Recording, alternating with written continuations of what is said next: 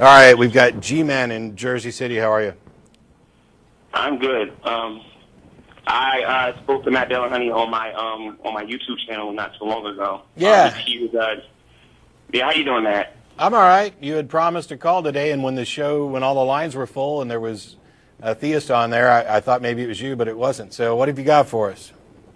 Well, I would like to present my my evidence for the existence of God. I will be happy to let you do that, but I have one quick question ahead of time. Have you changed your position on the Bible and slavery? I'm aware that many people believe that God supports slavery in the Bible, and He even tells the people how to deal with slaves. But I think there's a misconception about slavery in the Bible versus the slavery that you see going on in the transatlantic trade. Okay, stop, because not only did I give you this information, I specifically addressed it. If the Bible says you can own people as property, is it moral or immoral to own people as property? If God says no, it is not. Okay, stop. Hang on just a second.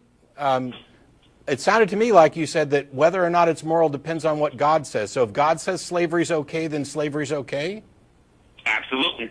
Okay. I'm going to go ahead and let you give your... But let me say this, though. But let me say this. Please let me say this. There is no commandment in the Bible where God says, "Thou shalt have slaves." Oh my God! Oh my God! Oh my! I'm going to go ahead and let you make your argument for the existence of God, but you might, after we had this conversation and after you looked it up, you are so desperate to make excuses that you will sacrifice your humanity and your morality and say, "Nope, slavery might have been all right if God said so." That is absolutely disgusting.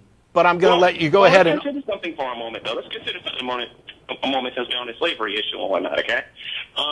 You saw the video I made concerning slavery amongst the Hebrews and whatnot. Yes, I saw you say that the people who disagree with you are wrong and don't know the Bible, and then when I offered you the verses and made the arguments, now your position has changed to, well, if God says it's okay, then it's okay. You're not even willing to admit that you were wrong about what the book says before. But there's a difference.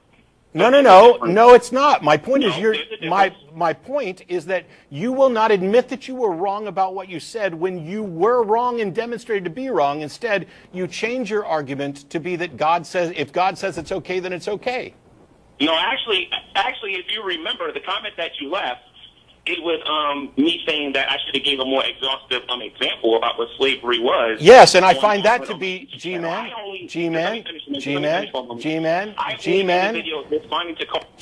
I find that to be completely dishonest too, because saying you should have given a more exhaustive treatment does not do anything to change the fact that you were wrong. Demonstrably wrong. And you will let me get a word in, and I can explain why. I tell you what. I tell you what. Whether or not you get another word in depends on the next things that you say. Go ahead. Concerning the whole thing with slavery again, the video that I made, I primarily focused on the slaves that the Hebrews had amongst their own people and whatnot, which was done because a lot of them couldn't support themselves for economic reasons. And you don't think it's G-Man? Yeah. Hello? Yeah. You don't think it's dishonest to only focus on Hebrew slaves and claim what you said was the Bible says you have to let slaves go after 7 years, and what I showed you was that you were only talking about Hebrews who owned other Hebrew slaves because that rule only applied to fellow Jews. You portrayed it as the Bible's position on slavery when in fact it was the Bible's position on Jews. It was a special set of circumstances for them, and it includes a loophole by which you can enslave them forever. And you don't find that it was dishonest to say that? Wait a minute. There is no loophole. There is no loophole in the Bible that says that I'll bet you a paycheck. That's how you interpreted it. No.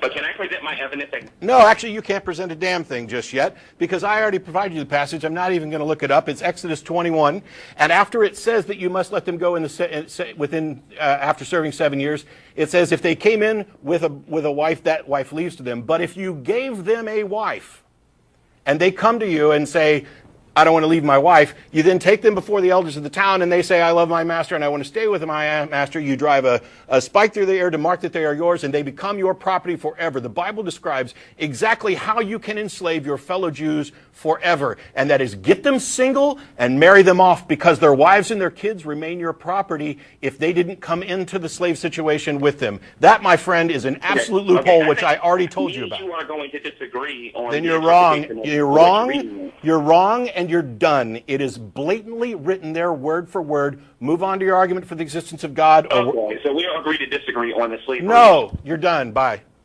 This is not agreeing to disagree. I'm going to pull up the passage right here, and I'm going to read it to you. Exodus. Come here, computer. Exodus 21.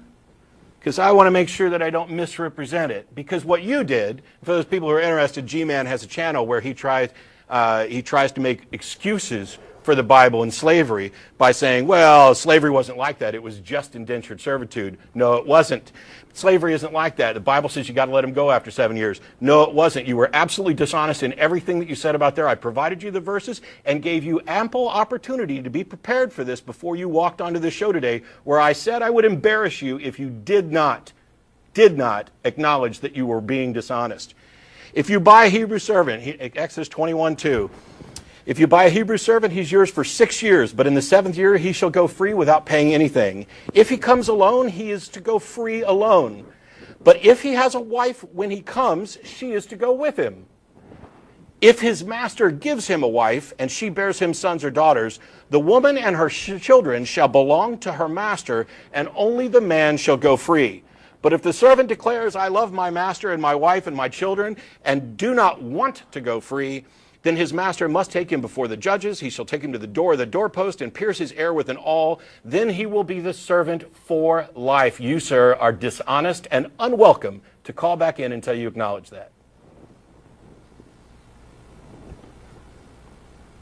Do you have anything to add? I wasn't even part of that original argument. Yeah, so, sorry. Let's move on. Yeah, it's just absolutely